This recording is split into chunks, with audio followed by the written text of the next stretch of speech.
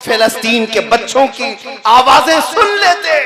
तुम्हारे कानों में अगर वो मुल्के शाम के बच्चों की चीख आई होती, रात पूरी बेकरारी में गुजर जाती। तुम फिलिस्तीन के बच्चों की आवाजें सुन लेते। बरसों हो गए मेरे अजीजों, एक रोटी का टुकड़ा भी अगर उनको मिल जाए तो छीना झपटी करते हैं। यहाँ तुम शादियों में खाने गटर और नालियों में फेंक देते हो। मुझे खुद याद है, आज से 4 साल पहले की बात, इराक में बगदाद शरीफ में 11वीं के मौके पर हम हाजिर थे। हमारे जितने साथी थे 11वीं करना चाह रहे थे। हमने कहा 11वीं करेंगे, पकाएंगे, हम ही खाएंगे, जितने खा रहे हैं वही खाएंगे। अल्लाह ने सबको आपको खिलाया है। आओ रिफ्यूजी कैंप में, जो जंगों में जिनके घर तबाह हो चुके, झोपड़ियां डालकर रह रहे हैं, हम बकरे काटते हैं, उन तक गोश्त पहुंच जाए, ये सबसे बड़ी 11वीं है। लोगों ने 13 बकरे काटे थे। मैं सिर्फ एक बात आपको बता रहा हूं, हम झोलियों में भर भर करके रिफ्यूजी कैंप गए थे और ले जाकर के जब तकसीम करने के लिए आए, वो बच्चे ऐसे लिपट पड़े थे कि हमारे कपड़े फट गए, सिर्फ एक एक टुकड़ा गोश्त का लेने के लिए। और जब एक पाव किलो का गोश्त का टुकड़ा किसी बच्चे को दिया जाता, वो चूमता था, आंखों से लगाता था, अपनी अम्मा को पुकारते हुए झोपड़ी में भाग रहा होता कि अम्मा गोश्त आ गया, गोश्त आ गया। ये मंजर देखकर जितने हम तकसीम करने के लिए गए थे रो पड़े थे मेरे अजीजों।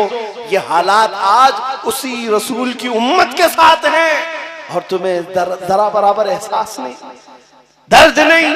आज हमारे नाचने के दिन नहीं है, हमारे रक्स करने के दिन नहीं है। नौजवानों को नाचते हुए रक्स करते हुए देखते हैं तो दिल के अंदर अजीब सी कैफियत पैदा होती है। इस्लाह मुआशरा का ये बहुत बड़ा पिल्लर है। यहाँ से अगर खराबियां खत्म हो जाएं, क्योंकि मेरे आका ने फरमाया मेरी उम्मत के 2 पहिए हैं, 2 जमातें अगर सही हो गई तो मेरी पूरी उम्मत सही हो जाएगी। साहबा ने पूछा वो 2 जमातें कौन सी हैं? फरमाया एक उलमा की, एक उमरा की, अमीरों की। ये 2 अगर सही हो गए तो उम्मत सही हो जाएगी, और ये 2 बिगड़ गए तो पूरी उम्मत बिगड़ जाएगी। जरूरत है इस्लाह मुआशरा में यहाँ की भी इस्लाह की। उलमा इमाम अहमद बिन हम्बल और उनके जमाने के बड़े मुहद्दिस हैं शेख अली मदीनी, इमाम बुखारी के उस्ताद हैं। ये इमाम अली मदीनी और इमाम अहमद बिन हम्बल में किसी मसले में इख्तिलाफ हुआ। इमाम अहमद बिन हम्बल के शागिर्द कहते हैं हम एक दिन पढ़ने के लिए बैठे हुए थे, शेख अली मदीनी घोड़े पर सवार होकर तेजी से आए, घोड़ा सामने बांध दिया और सीना तान कर अंदर इमाम अहमद बिन हम्बल का दरवाजा खोला। चीखते हुए आ गए, अहमद बिन हम्बल कहाँ है? दरसगाह में बैठे थे। इमाम अहमद बिन हम्बल ने अपने सारे शागिर्दों को बाहर भेज दिया, जाओ हमारी बातचीत होगी। ये है बड़े उलमा की बात, छोटों को पहले बाहर कर दिया, जाओ हमारी बात होगी। दोनों बड़े मुहद्दिस हैं। इमाम अहमद बिन हम्बल जिनको 5 लाख हदीसें याद है, शेख अली मदीनी इनको भी लाखों हदीसें याद है। दोनों एक कमरे के अंदर दरवाजा बंद करके बातचीत कर रहे हैं। शागिर्द कहते हैं आवाज इतनी बुलंद हो गई थी, हमें लगता था कि अब मारपीट हो जाएगी, हाथापाई की नौबत आ जाएगी, इतना तेज आवाज अंदर से आ रही थी। थोड़ी देर के बाद आवाज ठंडी होने लगी, पस्त होने लगी, बंद हो गई आवाज, दरवाजा खुल गया। शागिर्द कहते हैं हमने दरवाजा खोला तो शेख अली मदीनी गुस्से में उठकर जा रहे थे और इमाम अहमद बिन हम्बल भी उनके पीछे पीछे जा रहे थे। जब शेख अली मदीनी घोड़े पर चढ़ने लगे, इमाम अहमद बिन हम्बल अपने दोनों हाथ उनके पैर के नीचे रखते हैं। शेख अली मदीनी इमाम अहमद बिन हम्बल के हाथों पर अपना पैर रखकर घोड़े पर चढ़ गए, सलाम किया और निकल गए।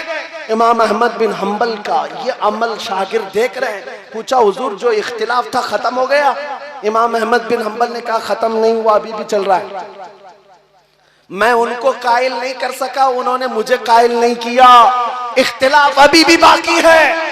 शागिर्दों ने पूछा अंदर इतना चीखम पुकार हो रही थी, हाथापाई की नौबत आने वाली थी, ऐसा लग रहा था।